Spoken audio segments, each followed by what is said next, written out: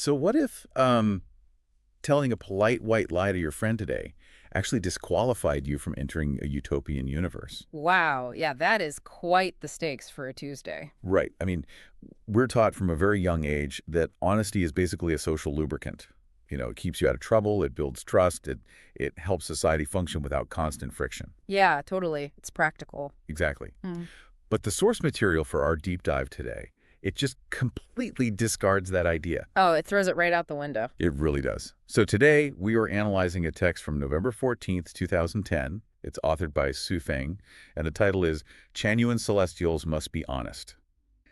And, this document does not treat honesty as just a nice habit or like a moral suggestion. It treats honesty as the fundamental physics of reality. Yeah, and that shift in perspective is, well, it's jarring, but in the best way possible. Yeah, because this text elevates the act of telling the truth from just, a behavioral standard to this massive cosmic imperative. It's presented as a very stark, uncompromising spiritual warning.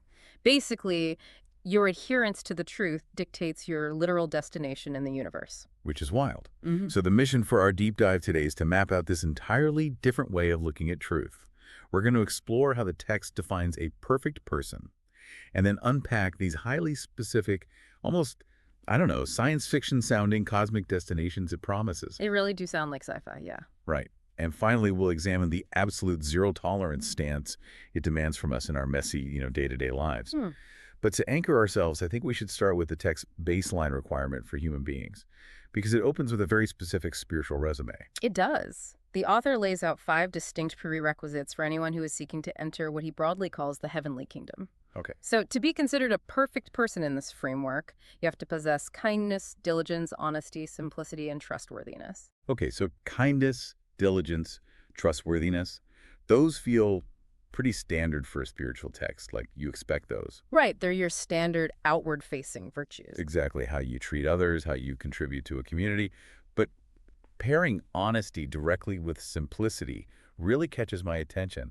Like, the text specifically singles out playing petty tricks as the hallmark of the foolish. Which is such a strong word choice. It is. And it goes on a deliberate offensive against our standard definition of intelligence, stating that the wisest individuals, the most intelligent people, and those with perfect spiritual essence are the honest ones. Which is fascinating because society operates on an entirely different definition of intelligence, right? Oh, completely. I mean, we tend to measure cleverness by a person's ability to navigate really complex situations or, spin narratives to their advantage, outmaneuver the competition. Yeah, we actively reward strategic deception. Exactly. In business, in politics, even just casual social climbing, a certain level of cunning is seen as a survival skill. And Zhu Feng's text looks at that exact behavior and labels it profound stupidity. Which is a massive contradiction to how the modern world works. Hmm. I mean, if cunning gets you the promotion or wins the negotiation, why does the text insist that petty tricks make you a fool? Well, the answer lies in that pairing you mentioned earlier, honesty and simplicity. Okay. Think about the sheer mechanical effort that's required to maintain a lie.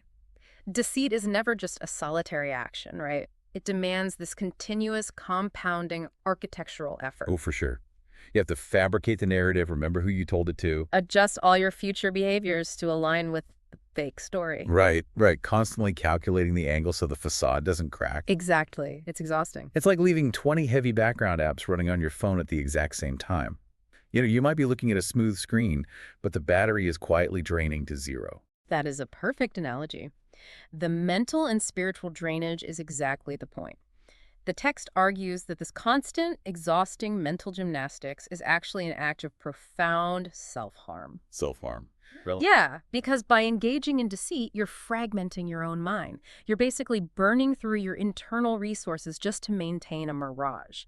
Therefore, a truly intelligent person, someone with real wisdom, avoids that self-inflicted damage. Because it's just not worth the energy. Right. They operate with absolute straightforwardness because simplicity is the ultimate form of energy conservation. You protect your perfect spiritual essence by refusing to shatter it across a dozen different false realities.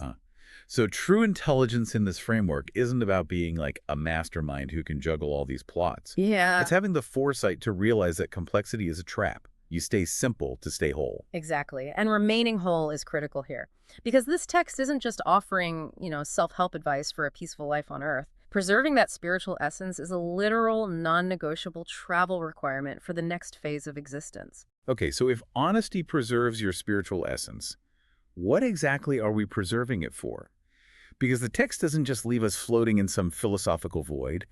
It gives us actual coordinates. Oh, it gets very specific. It introduces this massive, structured cosmology.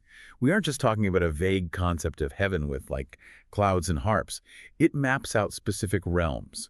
The 1,000-year world, the 10,000-year world, and the celestial islands continent of the Elysium world. I know. These names really provide a sense of immense scale and hierarchy. The text uses these designations to describe escalating planes of existence. Like levels in a video game. Sort of, yeah.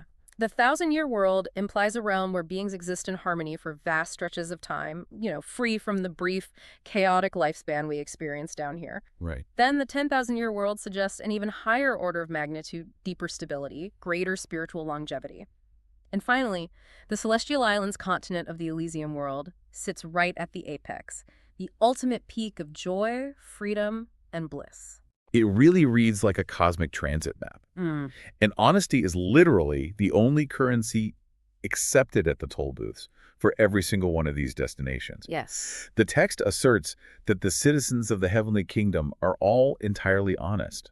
It doesn't say they try to be honest or they're mostly honest. Honesty is the defining trait of their existence. Right. We have to look at honesty here not as a moral choice, but as an environmental law. What do you mean? Like gravity. Exactly, like gravity or atmospheric pressure. Think about it. If you're traveling to a really deep underwater environment, you need a body built to withstand that specific pressure. Right, or you'd be crushed. Right. The text frames the heavenly kingdom as a functioning, structured reality where the fundamental frequency is truth. If you carry the density of lies, deceit, duplicity, you're fundamentally incompatible with that environment. You would just be rejected by the atmosphere itself. You simply wouldn't fit. And this is exactly why the text refers to lies, trickery, and cunning as literal tickets to hell. Oh, wow. Yeah, and it isn't necessarily framing hell as this punitive torture chamber overseen by a wrathful judge. It's describing a mechanism of spiritual physics. Deceit makes you heavy. It drags you downward. So it's just gravity. Basically.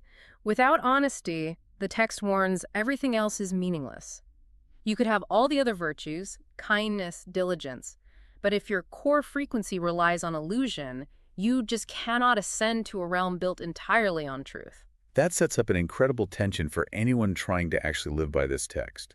Because if honesty is the strict border control for these magnificent worlds, the application of it in our day-to-day lives must be absolute. It's uncompromising. And looking at the specific directives in the text, it leaves zero room for the gray areas we all navigate daily. Right. The commands are very rhythmic and demanding. They hammer the point home from multiple angles. It demands that you face yourself truthfully and seek truth from facts. It explicitly forbids you to obscure, exaggerate, or downplay the facts. And then it delivers this incredibly stark binary rule, which I just have to read. It says, if something is true, say it is true. If something is not true, say it is not true. Let your words align with your heart and mind as they leave your lips. Let your words align with your heart and mind as they leave your lips. I mean, just consider the microseconds of filtering that happen in the human brain before we speak. Oh, it's constant. We constantly soften our tone. We adjust our phrasing to protect someone else's feelings. We spin our mistakes to look just slightly more competent to our boss. Right. We use politeness as a shield. Exactly. And the text demands the complete dismantling of that filter. But let's look at how impossible that feels on a practical level. This absolute binary code seems fundamentally incompatible with human society. I mean, no exaggerating a story to make your friends laugh. No downplaying your frustration to keep the peace at Thanksgiving. It sounds exhausting in its own way. It does. Like if a friend asks if I like a creative project they pour their soul into, and I actually think it's terrible, society dictates that I soften the blow. I find a polite white lie to preserve the relationship. Right. But the text doesn't care about preserving the relationship. It sets the stakes so uncomfortably high. It states, it is better to die with honesty than to live with deceit. To die honestly is to live in truth. To live deceitfully is to perish in illusion. We really need to linger on that phrase, perish in illusion, because it contains the heaviest philosophical weight of the entire text. How so? It elevates lying from a mere behavioral flaw to an existential catastrophe. When you tell a lie, even just a socially mandated white lie to protect a friend's feelings, Yeah. you generate a tiny alternate reality. You create a bubble of illusion. Because in reality, the project was bad, but you've just birthed a parallel timeline where the project is good. Exactly. And as you continue to lie, obscure, and downplay throughout your life, you build an entire architecture of these false timelines. You start managing a fabricated persona. The issue is the you that's interacting with your friends, your boss, your family, it's no longer real. It's a manufactured avatar. And if your avatar is the one experiencing life, then the real you, your true spiritual essence, is trapped inside, completely disconnected from reality. That is an incredibly dark way to look at standard human interaction. Yeah. You aren't just making a polite choice. You are slowly suffocating your actual self. You become a ghost haunting your own fake life. You perish in illusion. Your authentic self basically ceases to interact with the world. And this is why the text states that it is better to die with honesty than to live with deceit. It completely reorients the biological survival instinct. Which is to survive at all costs. Right. Our biology demands that we survive, even if we have to lie, cheat, or manipulate to secure resources or safety. But the text demands that the spiritual instinct override the biological one. Yeah. A physical death, while your mind and heart are perfectly aligned with reality, is considered a profound triumph. You lived authentically. You died in truth. But surviving a difficult situation by wrapping yourself in a lie, that is a spiritual death. To maintain this absolute standard means you are guaranteed to suffer in this world. I mean, if you refuse to ever obscure a fact, you will lose negotiations. You will offend people. You might lose your job. Oh, undoubtedly. And the text openly acknowledges this friction.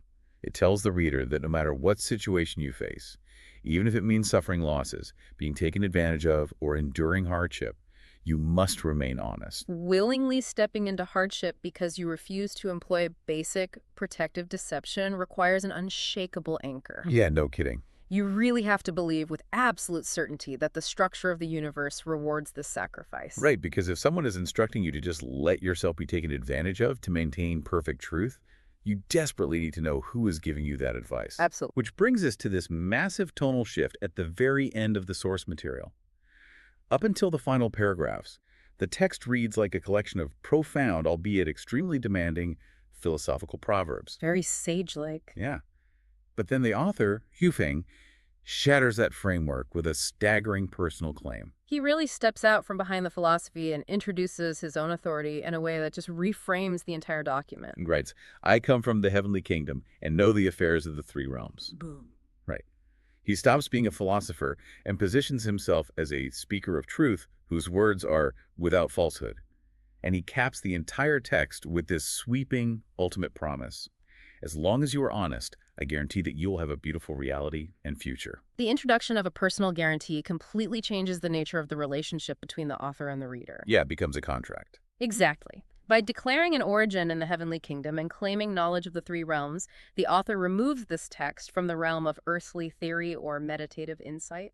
What does he actually mean by the three realms in this context? Well, while cosmological systems can vary, the three realms generally refers to the totality of existence. Okay. So it encompasses our chaotic, heavy, earthly domain, the intermediate spiritual planes, and then the ultimate pure destinations like the Elysium world he mentioned earlier.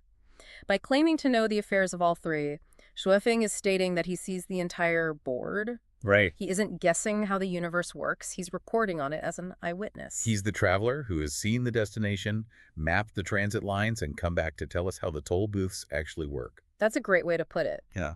His claim of absolute vision is what allows him to offer that guarantee. Because we talked about how terrifying it is to live with zero-tolerance honesty on Earth, the lost jobs, the damaged relationships, the constant vulnerability to those who do use petty tricks. The daily friction. Right. The earthly struggle is precisely why the guarantee is the necessary climax of the text. It bridges the gap between the pain of the present and the promise of the thousand-year world. It acts as a contractual tether. He's essentially saying, I know you are taking massive losses on the earthly board because you refuse to cheat. I know it looks like you are losing the game, but I have seen the final scoreboard across all three realms, Your honesty is accumulating in a way you cannot currently see. I guarantee the outcome. Wow. It transforms what looks like foolish earthly sacrifice into an ironclad cosmic investment. The journey this text takes us on is sweeping. Hmm. I mean, we start with a baseline list of human virtues: kindness, simplicity, trustworthiness. Then we watch the text totally dismantle our cultural reverence for cunning and strategic deception, exposing it as a fast track to mental exhaustion and spiritual It's fragmentation. really tearing it down. Yeah. Then we're introduced to the vast scales of the 1,000-year and 10,000-year worlds, where honesty isn't just a rule you follow, but the very air you breathe. The atmospheric pressure. Exactly. We confront the terrifying existential threat of perishing in an illusion of our own making, forced to weigh biological survival against spiritual authenticity. And finally, we are handed an absolute guarantee from an author claiming cosmic authority, demanding we endure earthly losses for universal gains. The challenge the text presents is, honestly, incredibly invasive. It doesn't just ask you to be a slightly better person, it asks you to audit the fundamental mechanism of how your mind translates reality into words. It really forces a brutal reflection on modern life. The text warns that living deceitfully is to perish in illusion. Shuofeng published this in 2010. Right. And look at the architecture of the world we've built since then. We exist in an ecosystem fueled by curated profiles, public relations spin, filtered photographs, and meticulously exaggerated versions of our daily lives. Oh, it's everywhere. We spend hours every day managing digital avatars that only loosely resemble our actual selves. We have practically institutionalized the petty tricks the text warns against. The mental gymnastics required to maintain our digital illusions is exactly the battery drain we discussed earlier, just playing out on a global scale. If the fundamental physics of reality actually operate the way this text claims they do, our entire society is actively accelerating its own disconnection from truth. That's a terrifying thought. It is. We aren't just telling white lies at a dinner party anymore. We are living deep inside the bubble. We are the ghosts haunting our own fabricated timelines. So I want you to consider your own life for a moment. What would happen tomorrow if you flat out refused to participate in the illusion? If you let your words align perfectly with your heart and mind the exact second they left your lips, knowing full well you would take a loss? Would you survive the friction of the real world, or would you finally actually begin to live?